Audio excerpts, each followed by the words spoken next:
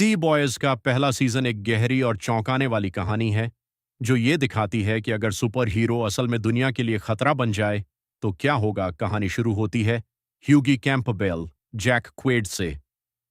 ह्यूगी एक electronics store पर काम करने वाला एक साधारण शर्मीला लड़का है। वो अपनी गर्लफ्रेंड रॉबिन के साथ फुटपाथ पर खड़ा होता है कि तभी एक सुपर हीरो जिसका नाम है ए ट्रेन जेसीटी अशर रॉबिन को अपनी रफ्तार से टक्कर मार देता है। ये टक्कर इतनी भयानक होती है कि रॉबिन मौके पर ही चकनाचूर हो जाती है। ह्यूगी इस झटके से बुरी तरह टूट जाता है। उसे पता चलता है कि ए ट्रेन द सेवेन नाम के एक बहुत बड़े सुपर हीरो ग्रुप का सदस्य है जिसे वॉट कॉरपोरेशन नाम की एक दिग्गज कंपनी कंट्रोल करती है। वॉट का मकसद सुपर हीरोज को ब्रांड और प्रोडक्ट की तरह बेचना है। ह्यूगी को एक लायर मिलती है जो उसे चुप्पी के एवज में $45,000 ऑफर करती है, लेकिन ह्यूगी इसे ठुकरा देता है। तभी उसकी मुलाकात एक रहस्यमयी शख्स से होती है, बिली बूचर, कार्ल उर्बिन। बूचर ह्यूगी को बताता है कि सुपर हीरो कोई देवदूत नहीं है, बल्कि ये सबसे बड़े अपराधी हैं। बूचर अपने एक साथी फ्रेंची, टोमर कपोन के साथ मिलकर ह्यूगी को अपनी टीम एट बॉयज में शामिल कर लेता है। इस तरह बदले की आग में ह्यूगी भी जलने लगता है। टीम का विस्तार होता है और इसमें एक नया सदस्य आता है, मदर्स मिल्क या MM लाज अलोंसो। वो एक बहुत ही साफ सुथरा और सिद्धांतों का पक्का आदमी है जिसकी पूरी फैमिली सुपर हीरोज की वजह से तबाह हो चुकी है। पहला बड़ा टारगेट होता है ट्रांसल्यूसेंट एलेक्स हैसल, एक ऐसा सुपर हीरो जो अपने शरीर को पारदर्शी बना सकता है और जिसकी स्किन डायमंड की तरह सख्त होती है।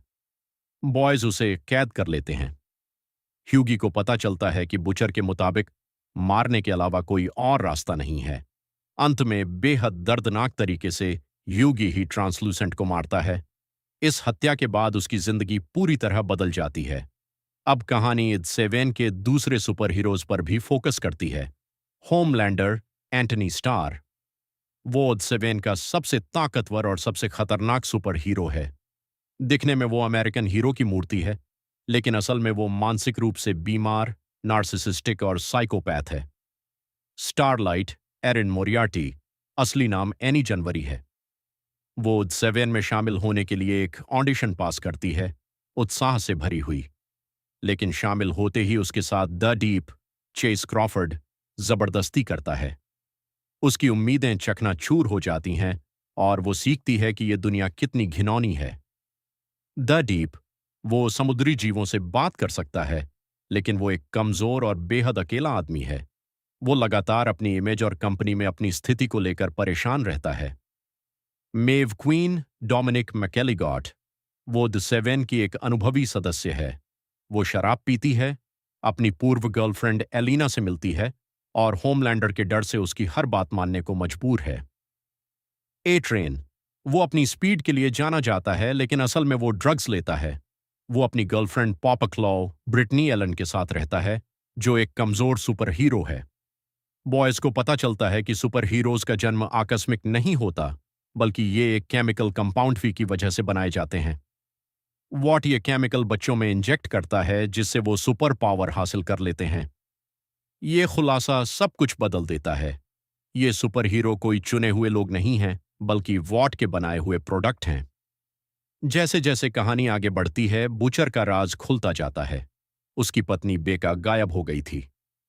ह्यूगी को पता चलता है कि असल में होमलैंडर ने बेका के साथ जबरदस्ती की थी और उसके बाद वो गायब हो गई थी। बूचर ने तब से सुपर हीरोज से बदला लेने की कसम खा रखी है। इधर स्टारलाइट को पता चलता है कि ह्यूगी, जिससे उसे प्यार हो गया है, असल में उसके खिलाफ ही काम कर रहा है। वो इस धोखे से टूट जाती है, लेकिन वो हार नहीं मानती। वो वॉट की CEO मैडलिन स्टिलवेल, एलिजाबेथ श्यू के सामने खुलकर अपनी बात रखती है, उन्हें ब्लैकमेल करती है और द डीप के खिलाफ बोलने की धमकी देती है। वो अपनी ताकत पहचानने लगती है। सीजन का क्लाइमैक्स बेहद ही तनावपूर्ण होता है। वॉट को बॉयज के बारे में पता चल जाता है और वो उन्हें पकड़ने की कोशिश करती है। एक तरफ ए ट्रेन ह्यूगी के पिता को धमकाता है, तो वहीं दूसरी तरफ होमलैंडर स्टारलाइट को झूठा साबित करने की कोशिश करता है। आखिरी एपिसोड में बूचर मैडलिन स्टिलवेल के पास जाता है। वो बेका के बारे में सच्चाई जानना चाहता है, लेकिन तभी होमलैंडर वहां आता है। एक डरावने मोड़ पर होमलैंडर अपनी ही लेजर आंखों से मैडलिन को मार डालता है। आखिरी दृश्य में बूचर और ह्यूगी दोनों अलग अलग रास्ते चुनते हैं। बूचर बेका के कमरे में जाता है जहां वो उसे जिंदा और एक छोटे बच्चे के साथ देखता है। उस बच्चे की आंखें होमलैंडर जैसी ही होती हैं, जिससे पता चलता है कि होमलैंडर ने बेका के साथ जबरदस्ती की थी और उस बच्चे को जन्म दिया था। दूसरी तरफ ह्यूगी स्टारलाइट के साथ भाग जाता है और दोनों फिर से एक हो जाते हैं।